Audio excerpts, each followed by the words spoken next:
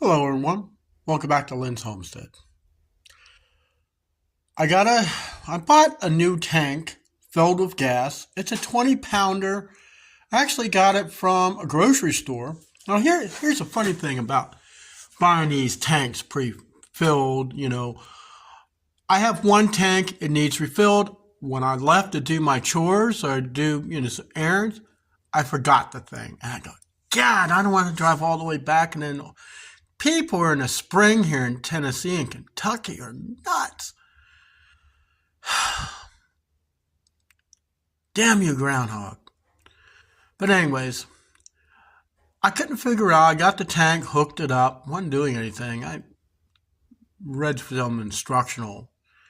And it pertains to purging, trying to get the gas through this 10-foot line to come into my wall heater that I'm going to use to heat up the barn. So I went to a gas station.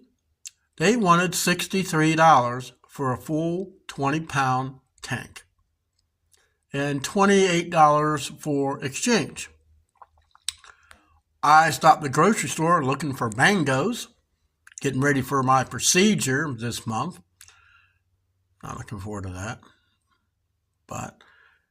And they had $46 for a tank and $18 to exchange. Wow, that's a great deal. So let me show you how I got this thing set up. So there's the new tank. I tell you, it looks a whole lot better than this crunchy little thing. And I got this double regulator. According to what I read, that's what you're supposed to use for these wall heaters. So I got the valve on all the way. And then you have to turn this thing to pilot.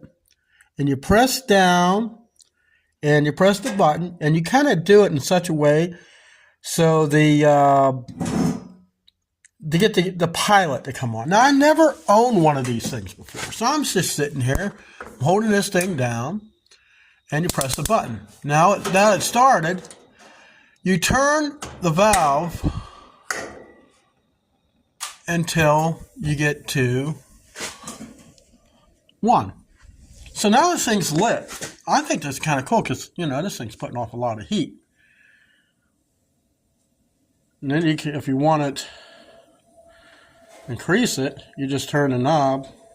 So that's all the way to high. Well, this is kind of cool. I know if I was doing this video at night, you can probably see upon the color, but you can tell it's really blue. This thing is putting off a lot of heat, so we're going to turn this thing down to 1. And still, even at 1, it's producing a lot of heat. So now, if you want to shut this thing off, don't turn it off at the regulator on the valve on the tank. What you do is you turn this thing. As you see, it's gone down. You got pilot and then off. And you see, it's off. Then come over here. And you turn the valve off. And that's it.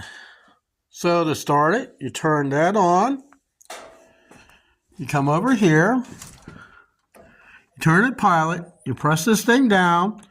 And while holding it down, you hit this. And when that thing lights, what you're going to do, let's see. When it lights, you just turn it until you get to 1. And it's on. And that, off. And that's it. This was the answer to heating up my barn. It's 20,000 BTU. Now, what used to be in this barn a long time ago was a wood-burning stove. Sorry, guys. That heater generated so much heat, it shut my camera off camera phone overheated.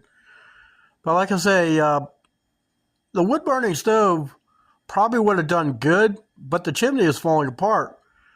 You just touch it and the brick would fall off. So taking it down, getting it out was a piece of cake. Filling the hole and trying to fix the damage from it was not.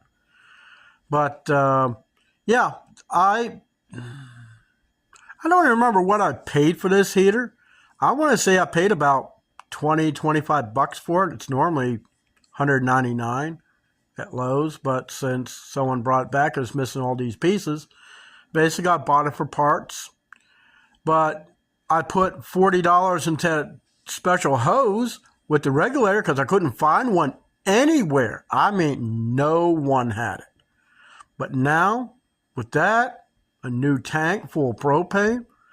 Eventually, I'll get the other one filled because I do use a different type of torch for killing weeds and stuff. But anyways, that's it for this video. I hope to see you in the next one.